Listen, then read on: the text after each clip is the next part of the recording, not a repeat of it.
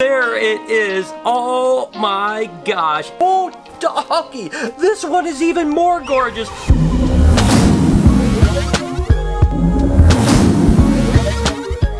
Good morning, everybody. Welcome to the vlog. It is an absolutely exciting day today. And you may be asking yourself, Brian, why is it such an exciting day? Well, let me go ahead and explain why it's an exciting day. So basically, the Reptarium has kind of not only been a great place for me to kind of educate people and kind of enjoy, but it's really given me the opportunity to get some animals like Toothless, the black dragon, that I normally wouldn't have really had an ability to get. And what I mean by that is I really couldn't get them and put them over at BHB because BHB is a breeding center. We were kind of out of room. We had a bunch of pets like Bella and Savvy and Speedy, and it was kind of at that point where you really couldn't add more pets. So Reptarium has given me the ability to get a bunch of really cool stuff because it's cool for people to come and actually interact with them. Or even my guys like Ben and Jerry, the two-headed snake, is something that I probably could have never really justified. Sure, I had bought some two-headed snakes before, but it was always with the intention of eventually opening up the Reptarium. So the Reptarium has given me that chance to go ahead and work with animals that I always dreamed about.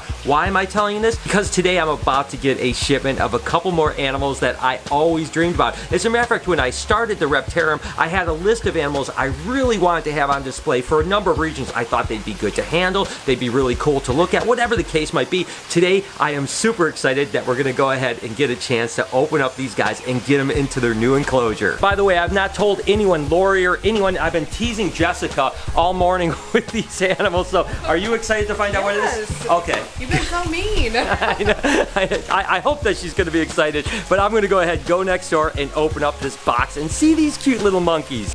You guys know that I am always excited to get new animals for the Reptarium or BHB or wherever the case is. I do want to say something. There's been a little bit of internet drama, and you guys know I like to stay out of drama. I like to stay out of negativity and all that stuff about like animal hoarding, getting too many animals. You guys see me get animals all the time. But the definition of animal hoarding is really when you're not able to take care of what you have. Fortunately, we have a great crew. We're professionals. We have a zoo. We have BHB. We have great people here. Not to say that anyone isn't taking care of their animals, because again, I don't want to get involved in that whatsoever. I will say we should always keep the animal's best interest in mind, whether we're getting animal or not. And I would never want to get animals if I couldn't take care of them. I think that I can take care of what I have. I do my best. It doesn't mean that we don't make mistakes. It happens to everyone, and that's all I'm going to say about that. Regardless, let's go ahead and open up this box. I tell you what, this is definitely an animal, again, that I targeted when I first opened the zoo, saying that when I find some really good captive animals, I'm going to try to add these to the zoo. So I am super excited about it.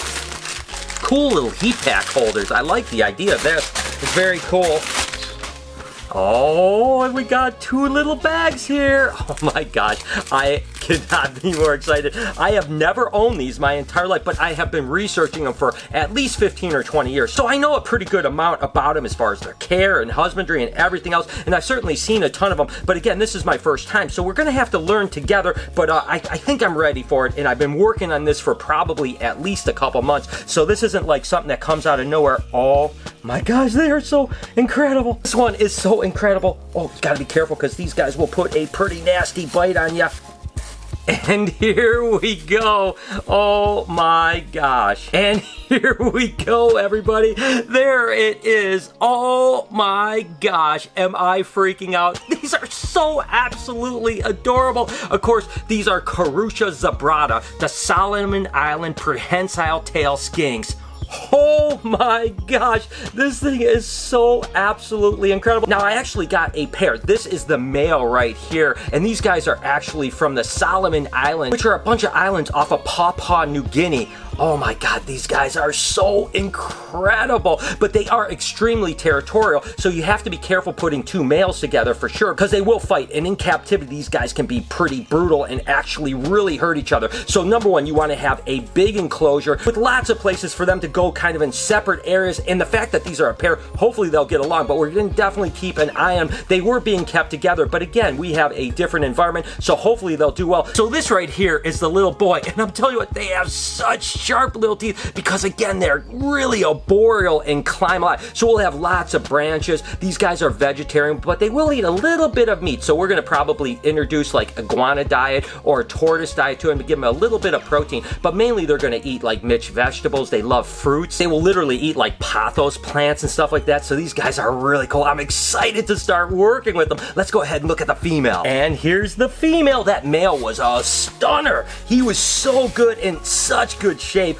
I am super excited. Again, it's really important to get really good established animals so that they look good. Oh, doggy, this one is even more gorgeous. Look at that little dude right there. Oh my God, she is absolutely a ripper. And I cannot believe the pattern on this thing. Oh my gosh, that is absolutely adorable. Again, these guys are so unusual. One of the problems is, of course, in the Solomon Islands, these guys are getting harder and harder to find, and they're becoming a major problem when it comes to their kind of population. You got to remember that the Solomon Islands now are heavily agricultural, as well as timber that's getting sent over to China. So what's happening is the deforestation is really causing these guys to decline in population tremendously. And these used to be imported into the country years ago in pretty good numbers. Now you hardly ever see them. So really there's hardly any animals imported these days, and not many produced, because these guys will typically have one baby, sometimes two, but mainly one baby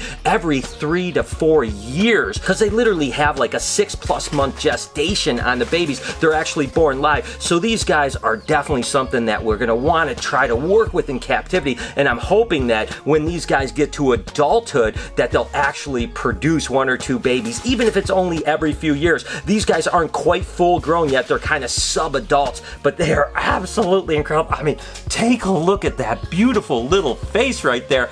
Oh my gosh, I am so excited. I'm going to show the crew, and then we're going to get started on setting these guys up. So Eric, what do you think, man? Dude, are they crazy? These are incredible. These are really cool animals, I know, man. They're bizarre, right? Look at the female, how pretty she is. Yeah, they are so bizarre looking. It's like a little monkey lizard. It's really what I think about. It's a little flat face and the prehensile tail. Yeah, and they call them monkey tail skinks. Oh, no kidding. There you go. Yeah, they're Solomon Island skinks, or people call them monkey tail skinks because, yeah, they almost look like little monkeys, right? Very cool, man. And this is a pair?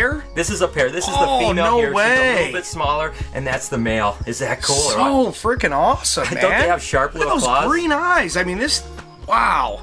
I know, right? It's an incredible animal. I know, right? I can't wait to get them set up. And again, this is an animal that you're going to necessarily handle a ton, but they can be habituated to handling a bit. So once these guys get settled in, kind of get through their quarantine period, all that type of stuff, we can definitely probably take these out and let people handle them. They are absolutely amazing. But oh my gosh, I've wanted these things for so long. I can't believe we finally got them. Jessica.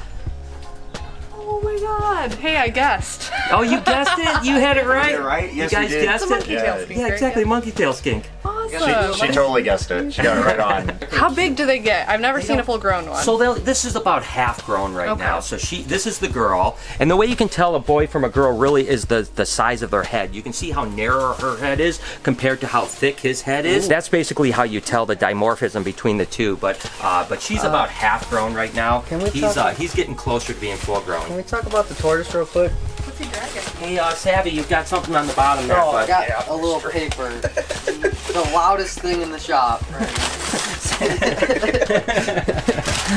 They have such cute faces. I know, isn't it? They're so round. And basically, to give you an idea, this is the cage that I have set up for it right here. I put this branch in this morning. I'm going to go ahead and secure this branch that goes across. I'm going to put some more plants. That way they can get up close to the heat if they wanted to, or they can go over here, get a little bit cool. Believe it or not, these guys will spend some time on the ground. They will also drink from a water dish, believe it or not, but they also do need to be misted as well. They're equatorial, so basically they get 12 hours of light, 12 hours of dark, but there's kind of a wet and dry season, but that's about it. You're looking at maybe 82 to 84 degrees with a hot spot of maybe upper 80s. You want it to drop down to maybe 76, 78 at night, and that's basically it. But again, we want to have a lot of options for both of them to get away from each other. So we'll put some more plants in here and stuff like that, just kind of foliage this out a little bit. But I think that this will be great where the female and the male can get away from each other if they want to, but also could spend time together. We'll probably put a little bit of cork bark maybe in here as a little bit more of a hiding spot. But all in all, I think this is is going to be a great enclosure for these guys. It's absolutely perfect for what they need. So let's go ahead and just do our finishing touches. I'll give you the update when we're 100% done, and then we'll go ahead and release them into the cage and see how they like it. All right, I just finished up all the kind of decorating of the cage, putting everything else in. Again, I secured this in. We'll go back and touch up a few little things, but for the most part, we've got a lot of foliage, plants. There's climbing here, climbing there, climbing in the back over there. Lots of room over here. So I think it's going to be really good for them. I think that they have plenty of room to kind of hide. They can hide behind this big leaves. They can hide up there. They can hide back there in the corner over here. And again, just giving them all kinds of options from heat to cool to everything else. Now they do need a higher humidity, about 70% or so. And like I mentioned before, they will definitely drink from the water right here, but we also want to mist them down a couple times a day. But what we'll probably do within the next short while is I'll probably install a misting system in here to mist down 2 or 3 times a day as well. So I think we are set and we are ready to let them go in the cage and see what happens. And what I'm going to do is I'm going to literally let the male go first, let him get settled in for maybe a half hour or so, and then I'll put the female in. I don't know really where to put him, to be honest with you. I think I'll just go ahead and put him down right here and let him kind of explore all he wants. See where he wants to go. Look at how insanely cool that is. Oh my gosh, that's so awesome. Oh my God, he seems to absolutely love the cage. And again, he's gonna have all kinds of different options to go. But for now, he seems to just wanna go way over here in the corner on the heat spot. Again, he's starting to look at these plants. It's amazing how these things can climb. They are truly an arboreal lizard. Oh my gosh, look at how cool that is.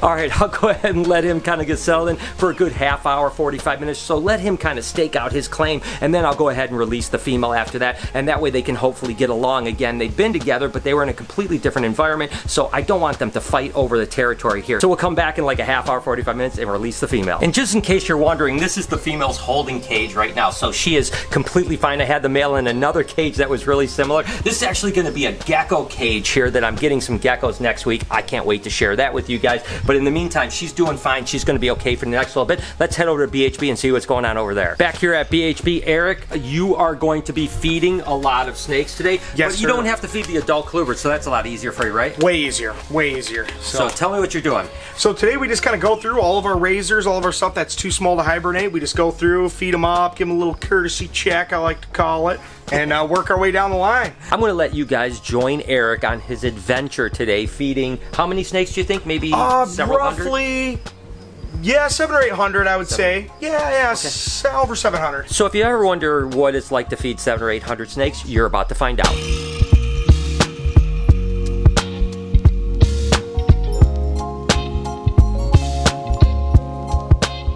So we got all this stuff done here. We're gonna move over to the baby corns and the little take-alongs, and a little tedious, but it's gotta get done.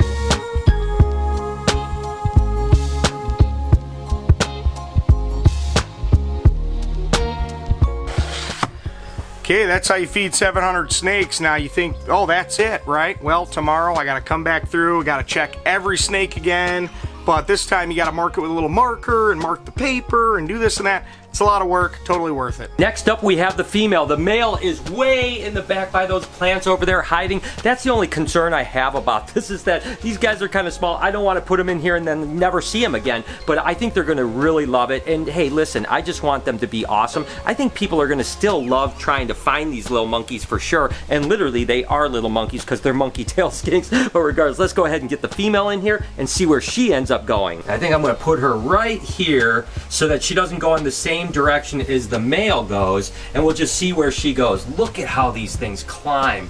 I mean, they are just such adept climbers. Oh, dog it. That is awesome. She is gonna love it in here. And again, she can climb that wall. She can go wherever she wants to go right now. Oh my gosh. What a beautiful animal.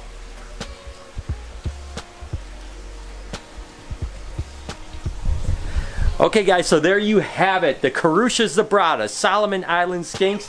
I hope that they like this. I'll keep you guys updated. And of course, we're gonna need some names for my male and female Solomon Island monkey tail skinks. If you have any ideas, go down in the description. Let me know some ideas for names for both those guys, because they are absolutely fantastic. And let me know what you think of my new addition. I am so excited about these guys. You have no idea. I'll keep you updated how they do, and I'll just really keep a close eye on them for the next 24 or 48 hours to make sure that they're happy and healthy. And then we'll try to feed them here in the next day or two, and hopefully they'll eat. So there it is, guys. I got some more of my dream animals.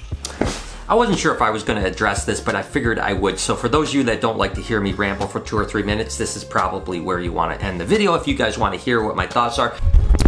And actually, I just was sitting down and editing this piece, and basically what it is I was going to talk a little bit about the kind of animal hoarding thing and just my opinions on it, you know, but I decided I was not going to put this in here because, to be totally honest with you, I like to stay away from drama. I like to stay away from kind of controversy of all sorts. I want to stay positive, upbeat, so I hope you guys don't mind that. I'm going to just go ahead and cut this out of it. I just prefer not to be involved in all of this stuff, so why don't we go ahead and get back to the rest of the vlog and stay away from the politics and drama of everything on YouTube. And I appreciate you guys listening. Let's get back to reptiles. And by back to reptiles, I'm actually going to steal a clip from Noah's vlog. It's actually about our new bird-eating tarantula. He used a GoPro to see it eat, and holy cow, when we reviewed the footage, I was like, oh my gosh, check this out. And again, that was absolutely insane. If you want to see the whole thing, I'll put a link in the description to Noah's channel. Do me a favor, go show Noah some love. Subscribe to his channel. Tell him I sent you because I love that kid. And I really think you guys will love his content because it's not only fun, exciting, and of course I'm biased because he's my son, but the truth is I'm a fan of what he's doing. Just a quick update on the prehensile-tailed skinks before we get out of here. The female is way up here. You can just barely see her behind that leaf. You can see her right there. And the male is way back there. You can see his tail just poking out. And just like I suspected, they kind of disappeared in this cage. That's okay because I think it's still breathtaking. And I think that once they get a little bit acclimated, they'll probably be out and about a little bit more. And even if they aren't, I still think it's amazing. I get to work with some animals that I have always wanted to work with. I am so excited. And hey, when you come to the Reptarium, you're going to have a heck of a time trying to find these guys, looking around going, where are they at? Hopefully you guys will see them. And hopefully once they get really acclimated, we can even start taking them out and letting people mess with them because they are absolutely incredible. And with that said, I am going to go ahead and end the vlog and wish you guys an absolutely amazing day, evening, whenever you happen to be watching. As always, your support means the world to me, and I truly, truly do love you guys so much. Have you noticed lately, I am just really happy. I am so happy with so many of the things in life, and I appreciate you guys for allowing me and helping me along on this amazing journey. Do me a couple favors before we get out of here. Can you smash that like button? Turn those post notifications on so you know when I upload a video. Make sure to comment down below because I love reading about your beautiful faces. Be kind to someone, and I promise I will see you guys tomorrow.